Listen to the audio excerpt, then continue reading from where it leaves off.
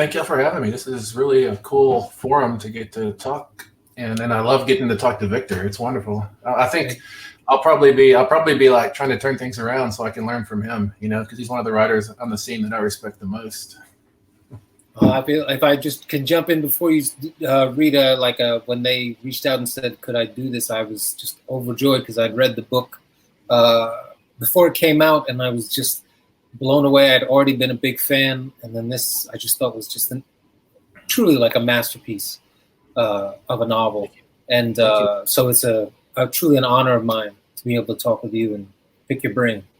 Thank you, man. So I think maybe my role here is going to be mostly just to ask questions and so forth like that. But first, I'm going to shut up and let Stephen read some parts from this brilliant book. So let's all enjoy that. Thank you. I'll read from right near the beginning. This is from, there's like a kind of I call it a zero chapter. I guess people might call it a prologue. And then we jump into meeting one of the characters. This chapter is called Friday. I'm not going to read the whole chapter. I'll read a couple of pages from it. And I wanted these chapters in this first section are all named like Friday, Tuesday. And I wanted to do like that Stanley Kubrick, The Shining thing, where you feel the name on the screen. Boom, boom. And all right, here we go. Louis is standing in the vaulted living room of his and Peta's new rent house, staring straight up at the spotlight over the mantel, daring it to flicker on now that he's looking at it. So far, it only comes on with its thready glow at completely random times, maybe in relation to some arcane and unlikely combination of light switches in the house, or maybe from the iron being plugged into a kitchen socket while the clock upstairs isn't or is plugged in. And don't get him started on all the possibilities between the garage door and the freezer and the floodlights aimed down at the driveway.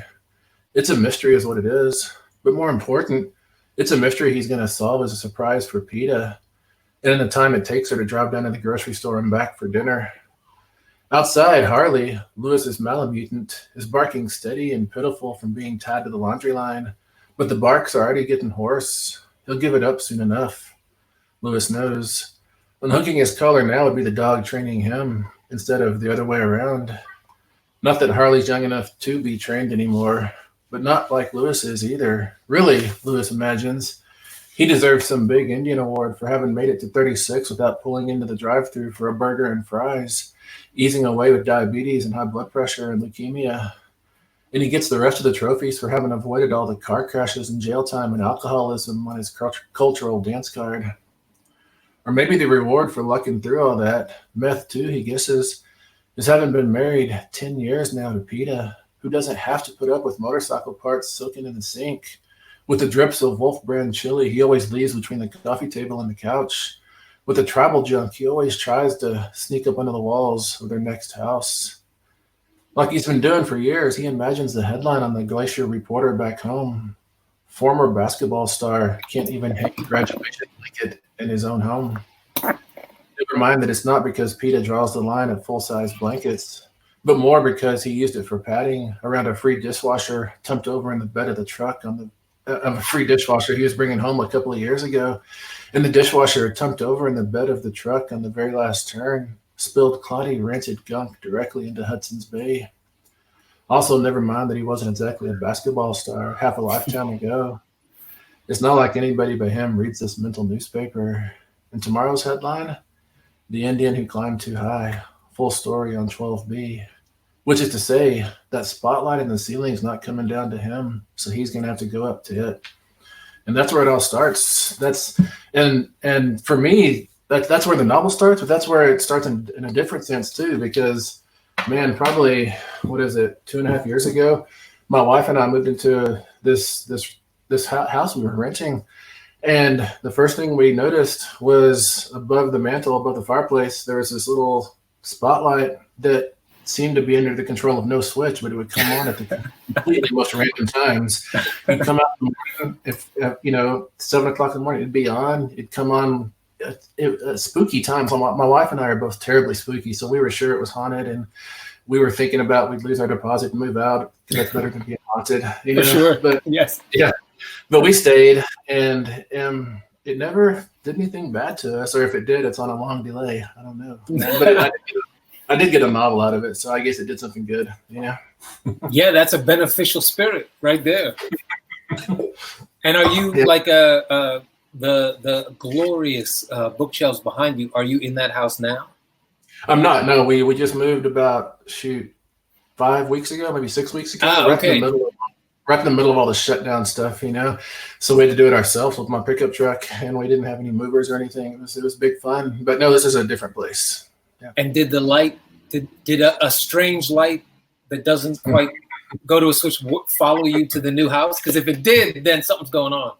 Something's going on. This is paranormal activity. I agree. Yes. No, it has this house has the same light over the mantle, but it's a trustworthy light. Oh, nice. Okay. Well, maybe something stayed behind. But if I could ask, even just in that first thing, the section you just read near the beginning of the book, I feel like subtle as can be, it's doing so many things at once. Like there's the uncanny aspect of the light, obviously, but then there's the to my mind, like one of the most amazing things about the book, there's that voice, and that voice that is a mix. It's very funny, even as you say, it's acknowledging the spookiness and what's going on, and then it's also wrapping in all the, like that bit about he pulls up and he doesn't get diabetes, he doesn't, and then no car crashes, all that stuff. Like I feel like it's such a deft way to pull in also whatever might be called cultural acknowledgement, criticism, wrestling, but without banging anybody in the head with it. That's the hard thing, man. If you bang their reader in the head with that kind of stuff, then they're gonna get knocked out and go to a different book. They'll wake up in a different part of the store. Right. So just about everything you do in a novel or in fiction, it feels like you're always sneaking stuff in. Like sometimes I feel like I'm not a writer, I'm a smuggler. Just always trying to sneak stuff across, or maybe I'm like a cuckoo bird. I'm always trying to lay eggs in the reader's mind that'll hatch at 2 a.m. But as for kind of the, I don't know, the dismissive or possibly, I don't know, kind of glib way that Lewis considers things. To me, that's, people always try to reduce American Indian fiction to like a formula or a set of characteristics. And the reason they want to do that is so they can say, you guys get to be in the club, you guys don't get to be in the club. And that's a really dangerous dynamic, of course, And I would hope I'm never involved in that. All the same, when I'm reading a piece of American Indian fiction, I can usually tell without looking at who wrote it, and really who wrote it shouldn't matter. It should be on the page, as to whether it's whether we like it, but humor is such a big part of American Indian culture, I think.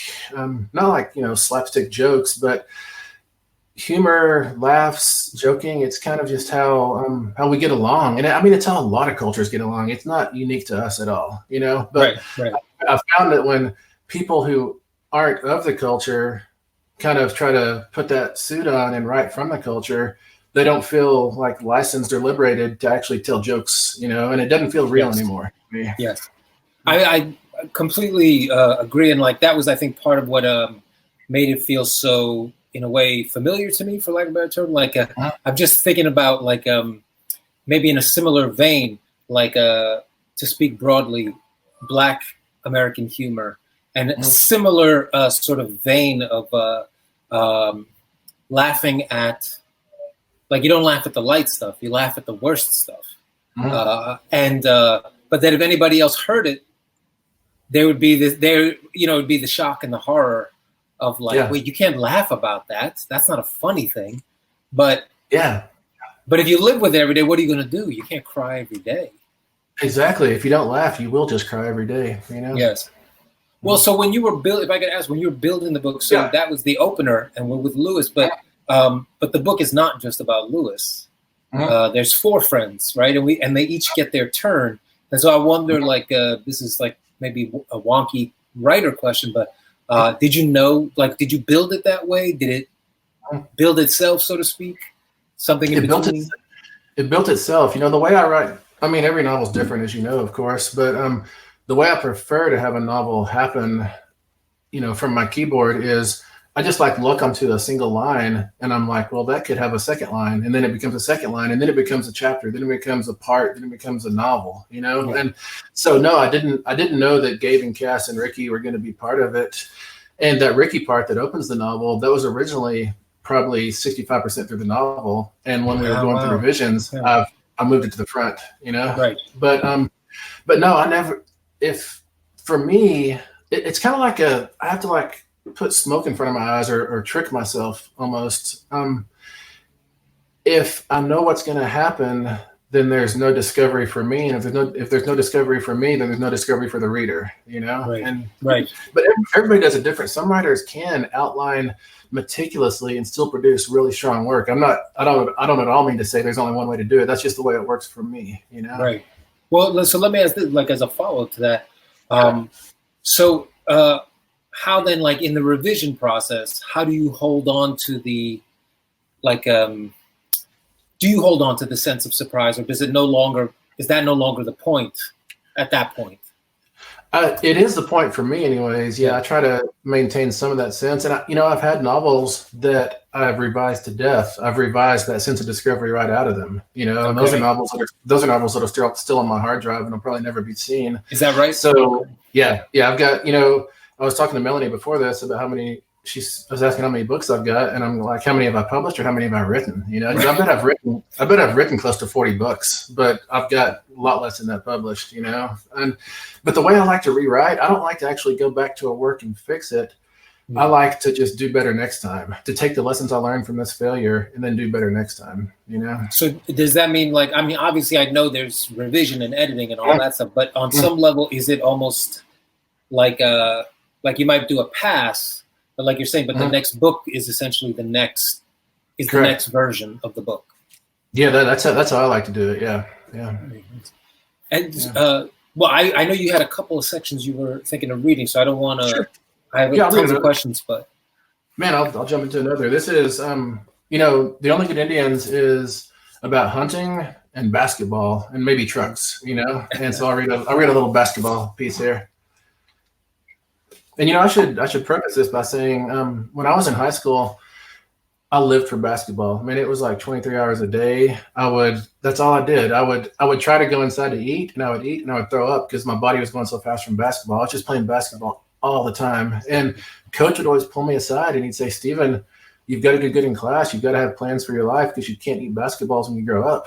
And I would always nod like I was hearing him, but I wasn't hearing him. I wanted to eat basketballs when I grew up. You're going to eat them. Yeah, that's right. Yeah, exactly, man. But the trick is then, I'm 48 now, and for the past like 15 years, I kept thinking I was 22, so I'd go play against the 22-year-olds at the Y or wherever.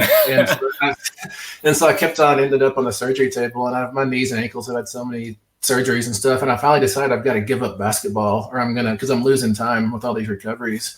I'm losing writing time with all these recoveries. So I gave up basketball. I don't play anymore. I don't even let myself shoot free throws anymore because that always turns into doing a layup. And then it turns into more and more, Yeah. But so the only place I can play basketball anymore is in books, And this is the first book I really get to do it in, I feel like. This is a character named Denora, which it's a name I made up, I guess. I don't know. I've never heard it anyways, but it's because her dad misspelled. He wanted to name her Deborah, but he misspelled it on her birth certificate, so she became Denora. I like that. This is called Old Indian Tricks. It's about form. Yes, Coach is right about that. Everybody knows that. But what Denora's big sister taught her, forwarding and rewinding through hours of tape, is that it's also about using the exact same form every single time you step up to the stripe. And that form, that ritual, is not just the 1.5 seconds or 2 seconds of your free throw either. It starts with how you toe up to the line.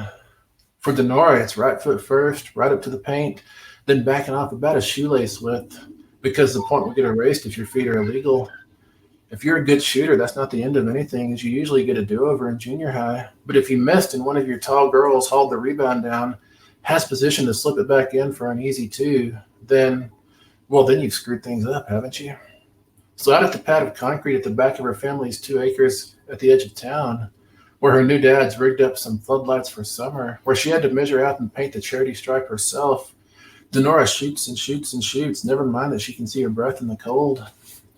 86 out of 100, then 79, which gets her breathing hard and mad, then an even 90. Because the scrimmage this week is Saturday night, tomorrow night, and there's no practice the day before a game, so everyone can have fresh legs and be mentally prepared. Today is for free throws. They've never been Denora's weak point, but she's also never had a game where she swished every one. So there's room for improvement. Like with her big sister Trace, her whole future might come to rest on making 1 point the easy way, with the whole gym thundering and crumbling around her, the floor beneath her shoes trembling, sweat pouring into her eyes.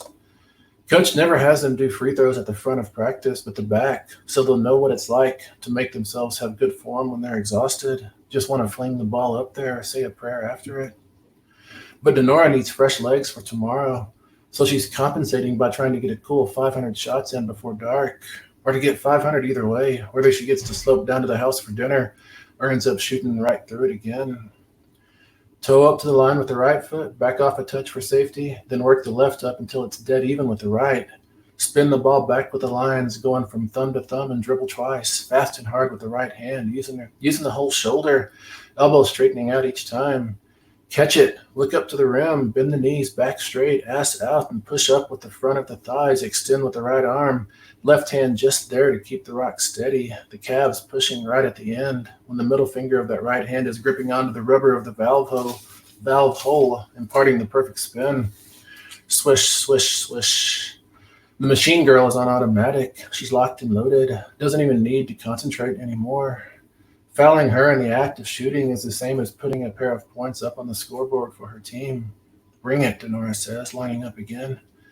The only thing she regrets about basketball, that baseball and football and even golf have over it, is that those players all get to wear war paint under their eyes. What coach tells them in the locker room before every game is that their war paint is on the inside of their faces. It's in how they hold their faces. It's in how they look the other girls in the eye and don't look away. Dribbling and passing and shooting are just the parts of the game that get recorded in the stats. There's also who wants it worse. To steel herself against the kind of bullshit Indian teams always get hurled at them when the game's close, Denora tries to inoculate herself with what the other side of the gym will be chanting. It's a good day to die. I will fight no more forever. The only good Indian is a dead Indian. Kill the Indian, save the man, bury the hatchet off the reservation. Indian, go home. No Indians or dogs allowed. Her sister heard them all in her day, perverted on spirit ribbons, usually illustrated too. Shoe polished on the windows of buses. The big one was always Massacre the Indians. Bring it, Denora says in her head, and drops another through the net. If the only good Indian is a dead one, then she's going to be the worst Indian ever. It's amazing. And again, I just really admire the obvious mastery of basketball, right? Like the level of description and all that stuff, but then the movement into her as a cat, like really getting to know her and her mentality and the way she's gearing up, and then still leading out into the political, the cultural, social, but like you said, but not bashing the head in entirely. I mean, there's definitely a dent in the skull by the end of that, right? Yeah. But they're still breathing. Yeah, that's the hope, man. And to get this one right, I've got a basketball in here somewhere. I usually don't have to do physical stuff. Like I imagine people who write about kung fu masters have to do the moves and then write it down, but I had to get in my study and get my ball and clock each little part of the motion so I could mechanically get it on the page in a way that would feel real for the reader, hopefully. Anyways, I mean, it definitely felt real to me, and I feel like I'm reading the sides of the comments on the side, and other people feeling the same exact way. Great. It's interesting. Like that reminds me when you're saying that, segueing slightly to teaching writing. Like one of the things I often tell my students is when they're writing a thing in a story after they've written it and they've decided this is how it should be, that they should then go do it so that the world kind of gives them some those kind of details. Yeah. Right. No. Because there's so many things that you just won't. Maybe not everything. Maybe not skydiving into a dragon's mouth or something like that. Yeah. Short of that. that level of the detail with the basketball, it just made it feel so much like we were in her body as opposed to watching her from a distance. Good, man. Good. Thank you. That was the goal for sure. And I had to actually draw back a little bit. That scene was originally longer, but I thought, nobody cares about basketball as much as I do. I better dial it back a little bit. But I feel like that can't be true. I mean, just look at the United States. There's no way that's true. Yeah. So does writing basketball, does it scratch the itch that playing basketball did? It does a little bit. The only trick is I don't have those last 3 seconds. When I'm playing by myself in the driveway, I'm always counting down, and I'm always rising up like Jordan, off the baseline and waiting for everybody else to fall so I can drop it through. Yeah. I don't quite get that rush, but it's pretty close. It's pretty close. Very nice. So let me ask, actually, I saw an interview. I heard an interview you did before, and I wanted to sort of re-ask this question. I think it's even mentioned in the acknowledgments. I think that because you're also, as was said earlier, you're like a named professor, a distinguished professor out in Boulder, right? And also teach in other places. But I thought I'd seen somewhere that you also let some of your students give you feedback. Oh yeah, for sure.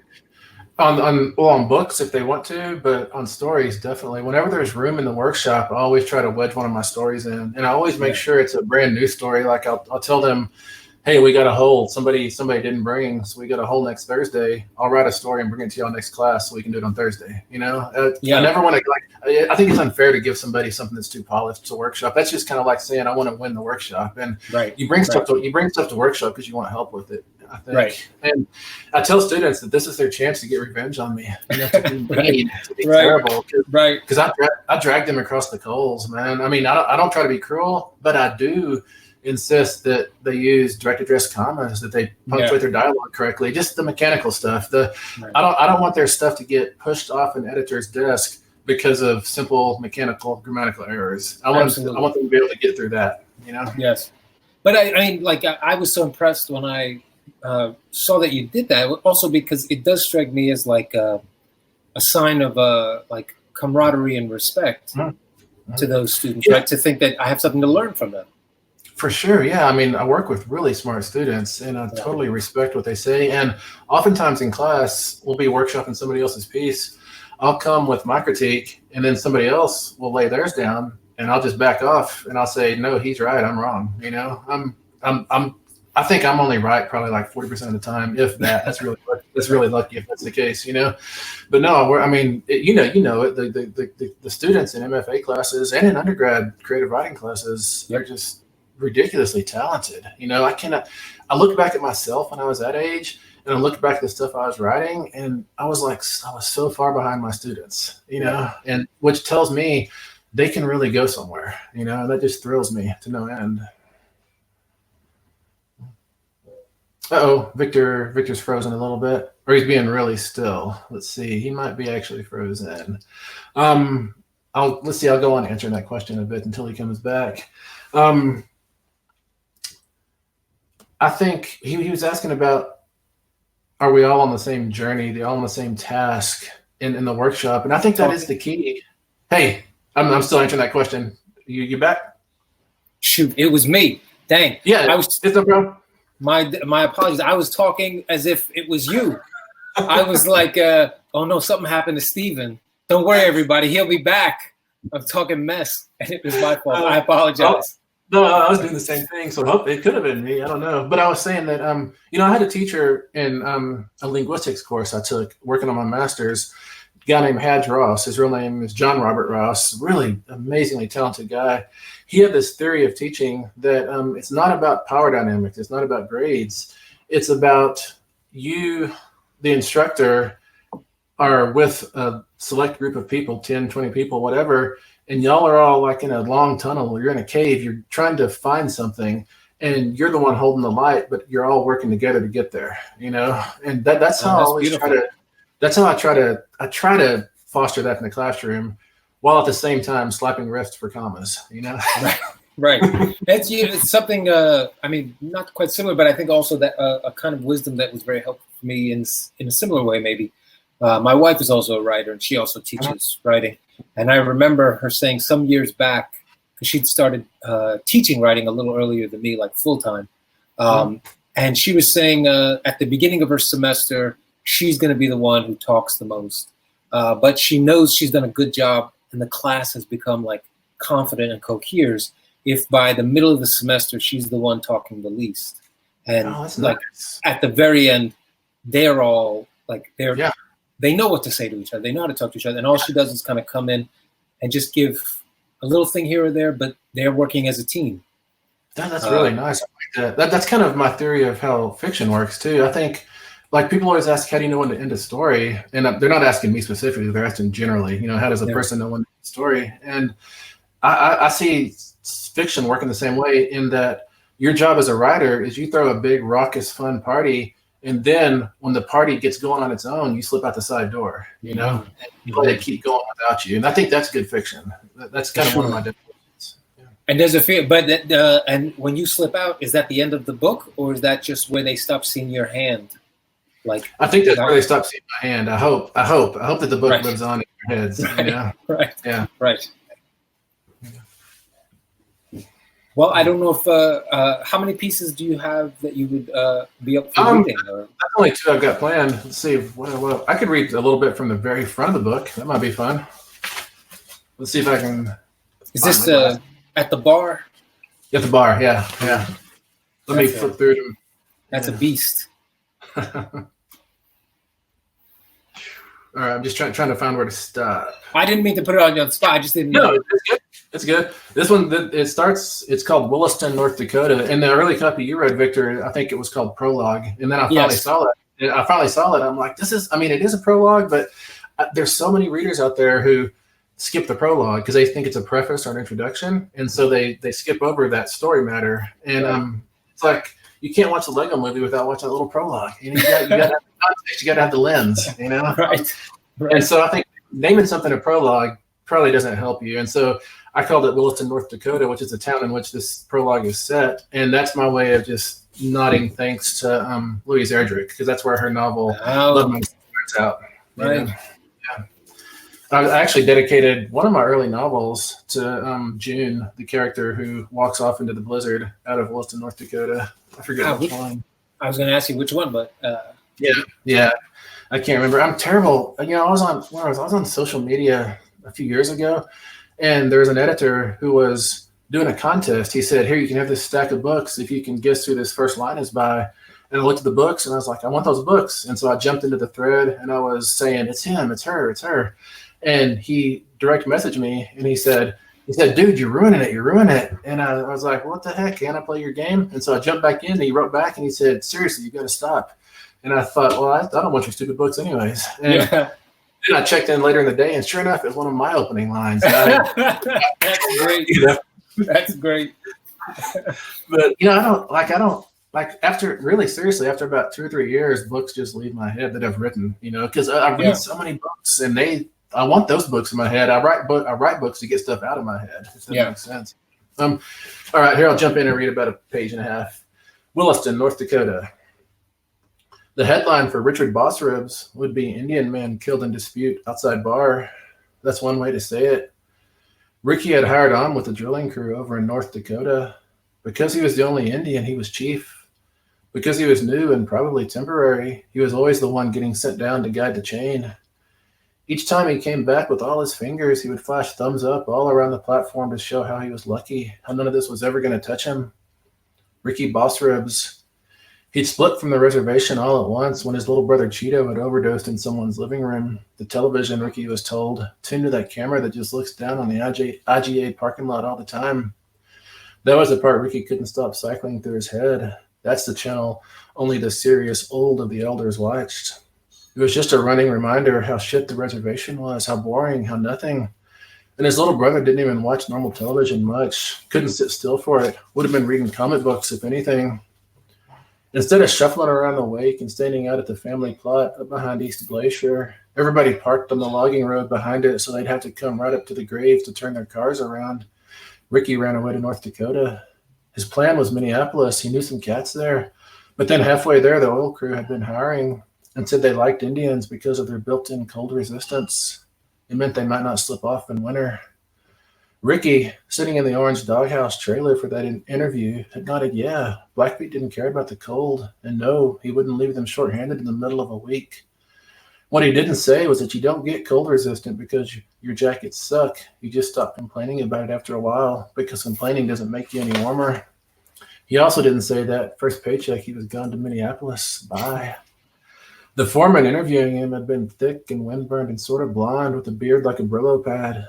When he'd reached across the table to shake Ricky's hand and look him in the eye while he did it, the modern world had fallen away for a long blink, and the two of them were standing in a canvas tent, the foreman in a cavalry jacket, and Ricky already had designs on that jacket's brass buttons. Wasn't thinking at all of the paper on the table between them that he just made his mark on. This had been happening more and more to him the last few months, ever since hunting went bad last winter, and right up through the interview to now, not even stopping for Cheeto dying on that couch. Cheeto hadn't been his born name, but he had freckles and orange hair, so it wasn't a name he could shake either. You know that I say, what do I say there? I say the foreman in a cavalry jacket.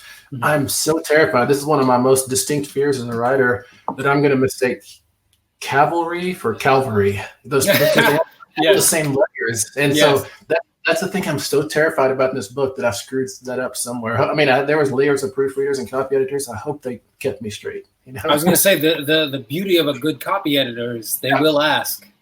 Yeah. Right? Yeah, they'll ask, are you talking about like biblical cavalry, Stephen? You know? Yes. Yeah. And I think about the chains, like I grew up in West Texas, and everybody, when you're in West Texas, you either farm or you're in the oil field in one way or another.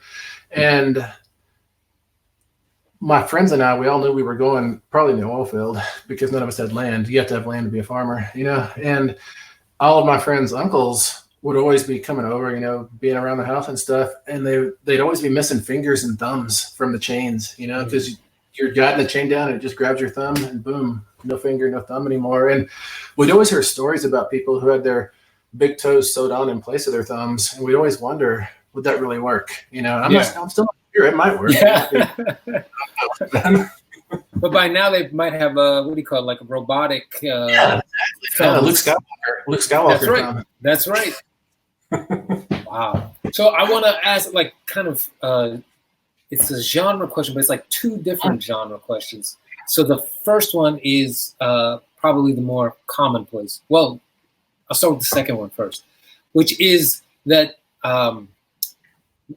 whatever genre this horror might be called, like even within the book and then in other books of yours, there's also more than one kind of horror genre at work, depending on the book, right? And I wonder, I feel like that is not the norm of how that's done, right? Like I feel like it's a very bold and like exciting choice to sort of almost feel like this book has moved from one kind of horror to another kind of horror to another kind of horror. And I wonder if that's a conscious choice or what? I think at first it's just instinctual, but I say instinctual, but it's really just due to the fact that I'm scared of everything. and so this scares me, but also this scares me and this scares me too, you know, and me trapping all those fears on the page means I jump genres, you know, okay. But then when I go back and I see that shift happening a little bit, I do try to cultivate it. And it's a way to kind of keep the reader off step, you know, because when the reader starts to expect the scare that's coming, it's not going to land as hard. But if you can keep them out of step a little bit, you can actually work some dread into their lives and possibly a jump scare. Right. Well, even I feel like even like that not preface, the opening is very much like like a visceral fear. Yeah.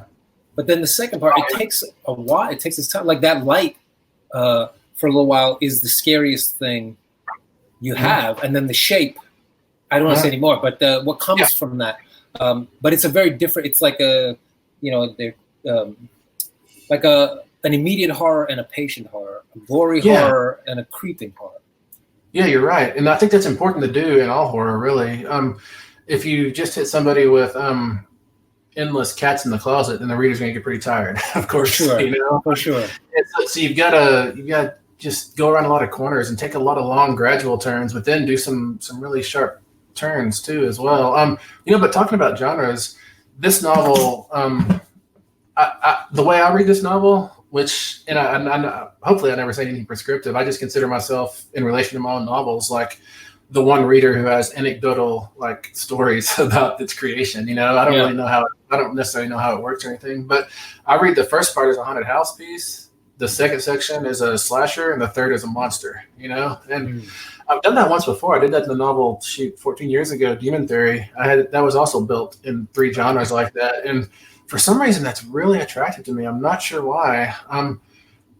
If I had to blame anything, I would go back to a Gertrude Stein class I took a long time ago at Florida State, working on my doctorate, and she has I guess it's called a novel, but it's 3 lives. You may know it, and it's just these 3 girls. It's like 3 women's novellas all pushed together, and I loved reading those back to back because it became something larger. The 3 things like accumulated together and played off each other, and they mattered more than the individual novellas could have mattered if had I read them separately. And I think that one little book, 3 Lives, kind of conditioned me to always want to do this genre hopping trilogy thing, you know. And I can't do it too much. So this is my second time to do it, and I probably will never do it again because people are going to say he's doing that thing again. Oh, that's his thing, right? Yeah. But I mean, if your thing was that I mean, that's a pretty amazing and singular thing. Just to throw out there that, like, I thought it was really wonderfully effective. So if in 5 years or 10 years it shows up again, I will not be angry about that. Well, thank you very much. Well, and then so that's to my mind, like the more book-centric, like interesting, like genre question. But then there's always the other genre question, right? It's like you write horror, but that's not all you've written. Like earlier novels would be considered like more like literary realism, perhaps, right? Yeah. And so wondering, how do you reconcile those parts of yourself? Do you have to? Yeah.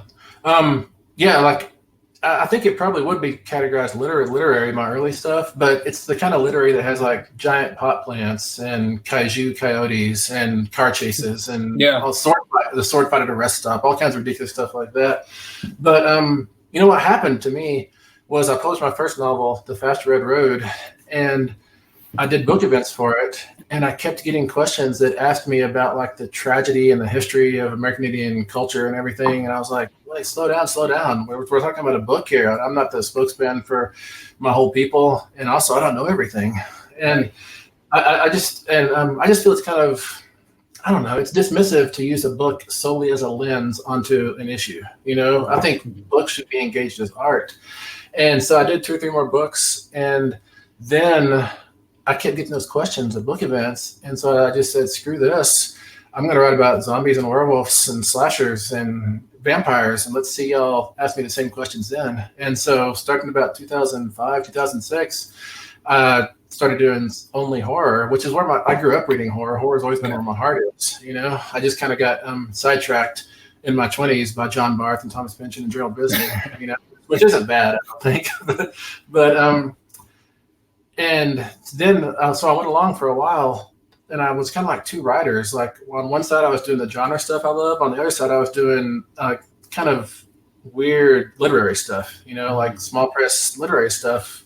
And then in 2016, I guess, Mongrels came out, and Mongrels was a novel in which I was finally able to knit like my 2 selves back together. I was able to use kind of a form that's more from the literary arena, but pair it with the creatures from the genre I love. And so I feel like in 2016, I was able to become a single writer again. And I guess this is my first novel since then. I've done a novella, but this is my first novel. So I feel like a whole writer when I'm writing this. It was really good, you know? That's a great, I mean, I love that way of also talking about like coming to that sort of place of it weaving back together. And it's funny, you know, you talk about like the that reaction to the early books. I remember my first book was a book of short stories, like they're definitely pure like literary realism about just being Black and brown kids growing up in New York City and Queens. Slapboxing with Jesus. Slapboxing with Jesus, yes. But I remember the moment when I realized like, oh, there's a kind of pressure or something that's going to be put on this, when like one of the rejections, probably the rejection that hurt the most, was basically like, it basically said like, the lives of these young black and brown boys is not abject enough. Wow. Like, I don't believe that it's as life should be more wretched. Wow. And it was funny because I was sort of like, I thought this was pretty wretched, but they were like, no, you could be more. There's worse. And the market feeds off like poverty porn and trauma drama. That's what they want. Yes. You know? Yes. Yeah. And because it feeds a story, right? Like I feel like wherever you go, you know, like I'm just thinking about like the sort of literary realist stories about, say, the middle-class housewife who starts to shoplift, right? And sort of feeling like, oh, that, like, even as it speaks to a truth, at a certain point, I wondered about the middle-class, particularly middle-class white women, who were basically like, you know, I set fires. Can I get my own book? Or whatever. I'm doing identity theft. How about me? Right? But they were like, no, that's not realistic either. You know, so it's poisonous. It totally is. I totally agree. And I think it's, if writers, if we have a job, it's probably to write against that kind of stuff and undercut it every chance we get, you know? I think so. Okay, I'm loving this conversation, but it's 8:14 and we have a bunch of questions. So I'm going to read off the questions that the people sent in, and then we'd love to hear your answers. All right. So let's see. The first question. I saw that a Blackfeet man is the narrator for The Only Good Indians in audiobook format. How hard was it to find a reader from your culture, and how do you think his reading adds to the authenticity of the narration?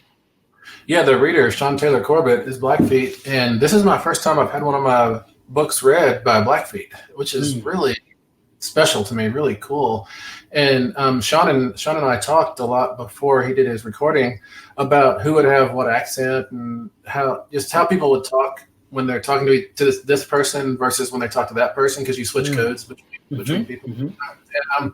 And he does it all. And I usually don't listen to my audiobooks. I probably shouldn't say that, because it's really weird to me, because I always think, like, when I'm listening to one of my audiobooks, I know what should happen in like this range of 3 pages, and I don't hear it. I think it is. And so then I get paranoid. I'm like, the editor came in and snipped this out while I wasn't looking, you know, and then it shows up in 2 pages. It's really there. And it's all right. So I'm feeling all the wrong tensions from the book, you know, but I'm currently listening to The Only Good Indians simply to hear Sean's voice, and he's really killing it. And I didn't find him. My publisher, or Simon & Schuster Audio, they called me up and they said, who do you want to read this? And I said, find somebody Indian, Blackfeet ideally. And they called back 2 or 3 weeks later. They said, we got somebody. And I don't know how they did. That's great. Yeah. But also great for like that you also advocated, right? Like I feel like there's lots of people who might say, oh, I don't want anything to do with that, or I don't know, like that's not my business or something like that. So feeling like I'm glad you asked, and I'm glad they listened.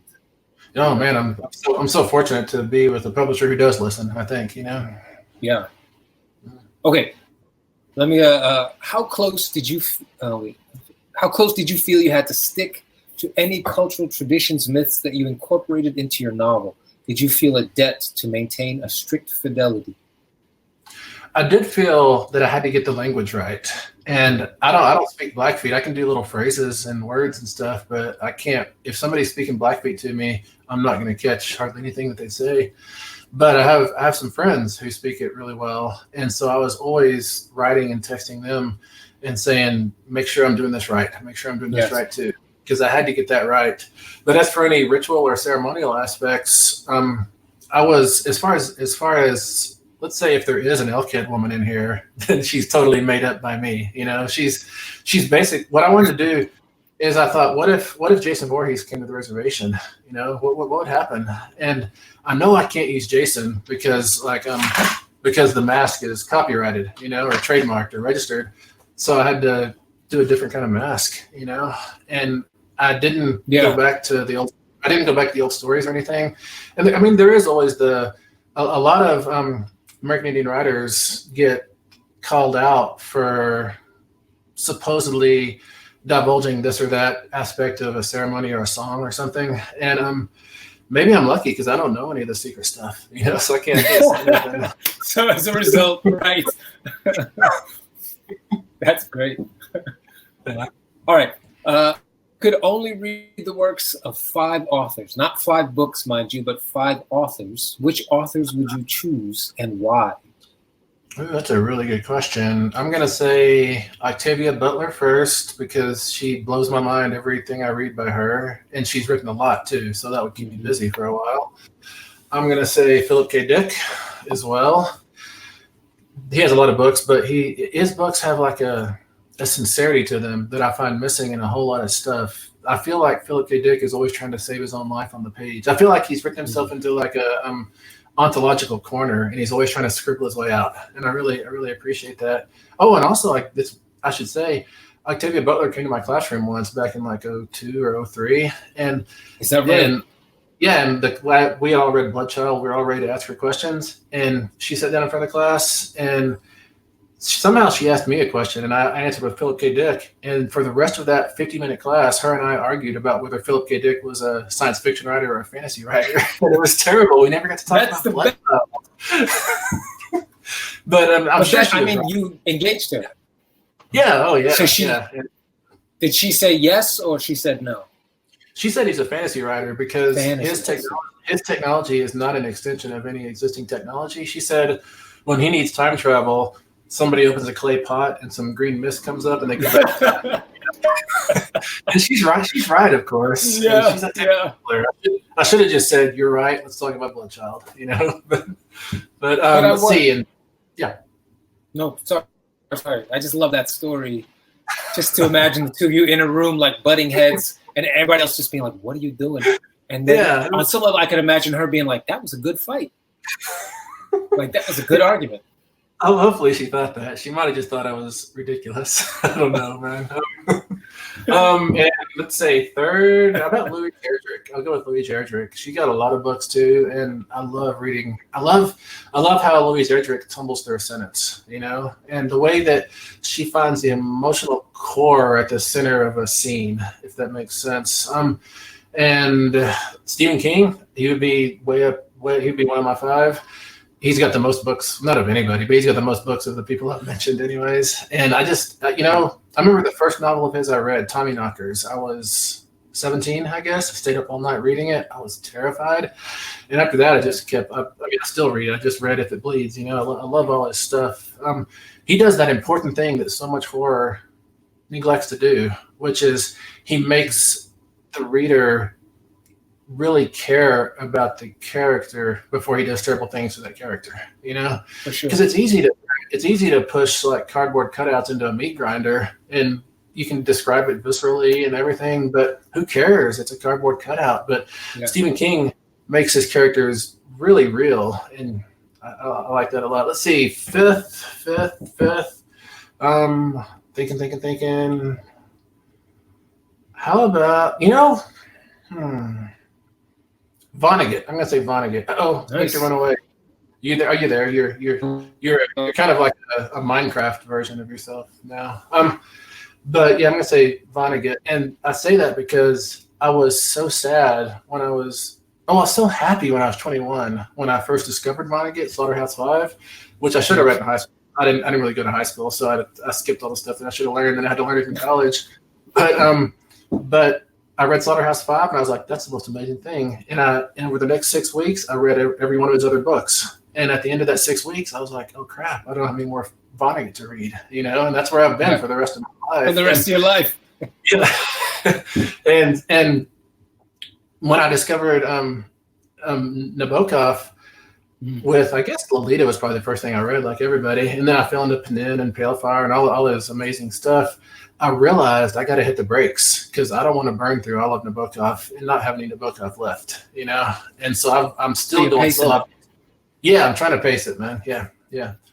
I've yet to read Ada. That's his big one, I guess. But no, Nabokov. I guess I'm trying to smuggle a 6th in here, aren't I? But he just had a precision in a mind that is kind of unmatched, if you ask me. Yeah, for sure. Okay. to me so different. What they're able to do, how they work, what they're after, etc. As someone who loves horror movies, sorry, am I glitching out? You did glitch out. Can you start over, please? Yes, absolutely. No, I'm sorry. Horror fiction and horror cinema seem to me so different. What they're able to do, how they work, what they're after.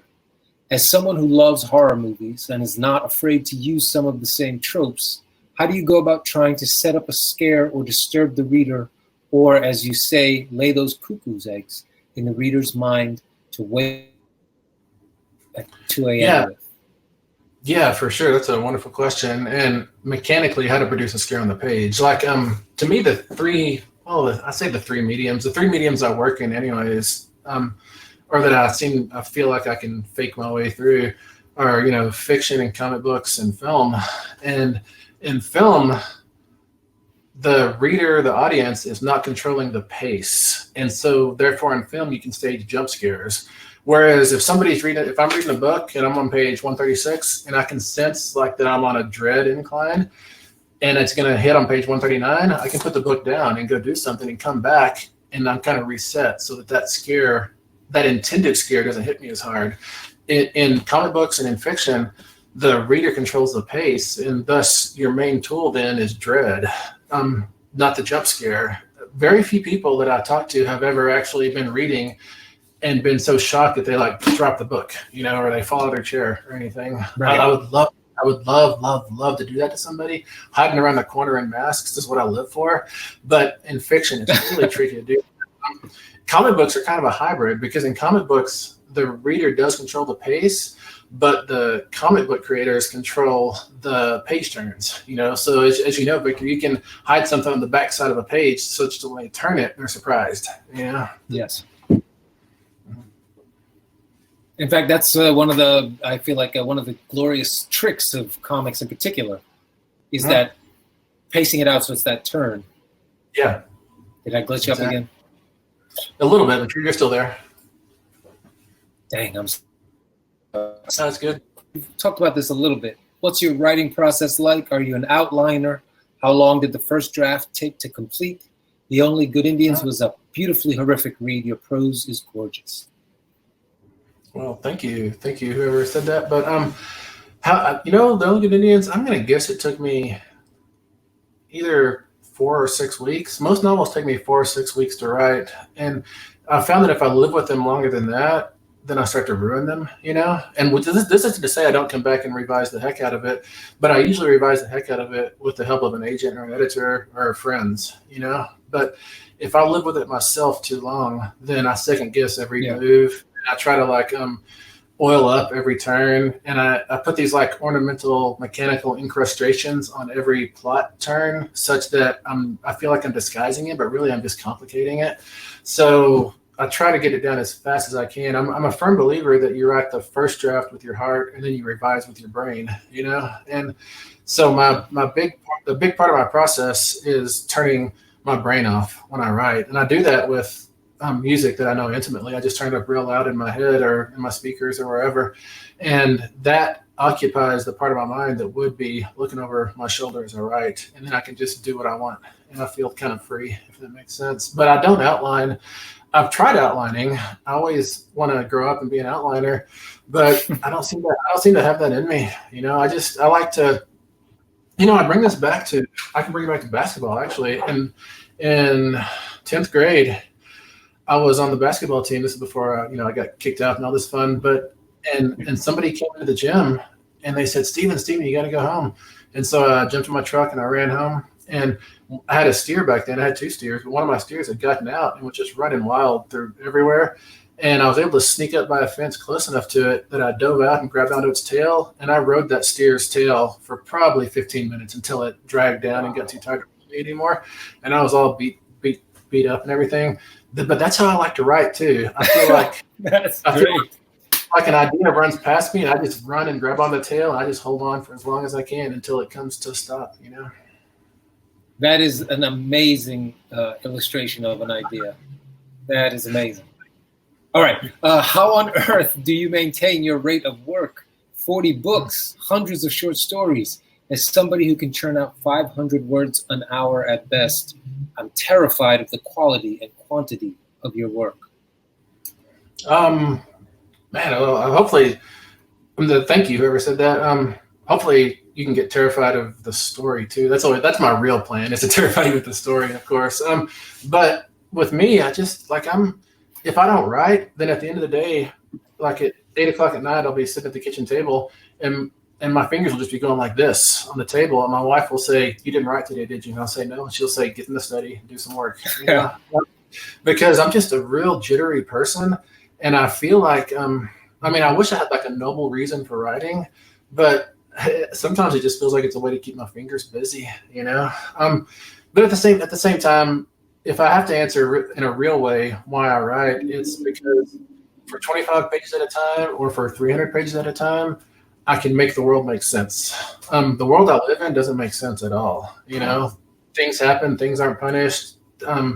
Kids get diseases they shouldn't have. Like, there's all these things that just don't compute to me. But in a story, I can explain why this happens, why that happens, and it's all organic. And I really like living in a space like that where things are connected and things are fair and things matter. You know, I'm not saying things are good. I write horror, terrible things happen. But the terrible, like in this novel, it's guys who messed up in the field one day hunting elk. They committed a trespass and they get punished for it. You know, it's the justice system coming around to eat them, you know.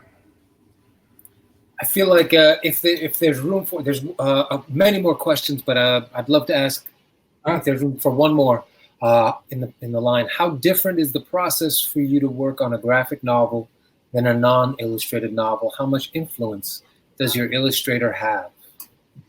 Well, the illustrator is a co-creator. The wrong way to use a comic book artist, I guess, is to use them in the first place, but they're not like an extension of your arm that has talent, you know. Right. What you do is you give the artist the beats and the dialogue, the story beats and the dialogue, and you let them come up with the layout.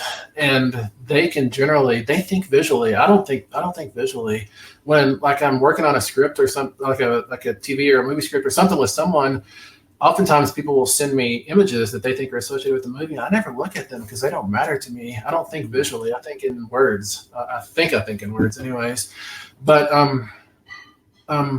just let the comic book artist, let the person be a co-creator. That's why I like Sandman is what is it, McKean and Gaiman. It's not just Gaiman with McKean right here in the background. It's both of them, or it's Sam Keith and Neil Gaiman. It's two people creating a thing together, I think, and that creates a much stronger product. And as far as writing it, comic books take me a lot longer to write than fiction. Fiction comes really naturally. Comic books, it's really difficult to make myself think in terms of pages. Like the unit in a comic book is a panel on a page, and thinking in pages is completely different to me. And it's a wonderful challenge, and I love it, but it's a lot slower process for me. Well, I can't think of a better place to end. Well, we have a couple more questions. I appreciate all of them, but 8:30 is our time to end. Stephen, thank you so much for taking the time to do this. It's been such a pleasure. Man, it's been so great getting to talk to you like this, man. That was a fantastic conversation. Thank you both. If you haven't yet, run out and buy a copy of The Only Good Indians. Great conversation. This will be on the website at the Center for Fiction tomorrow too, if you want to watch it again, get some of those craft tips, write them down. Thanks so much, both of you. Thank you. All right. Thank you. Good night, everybody.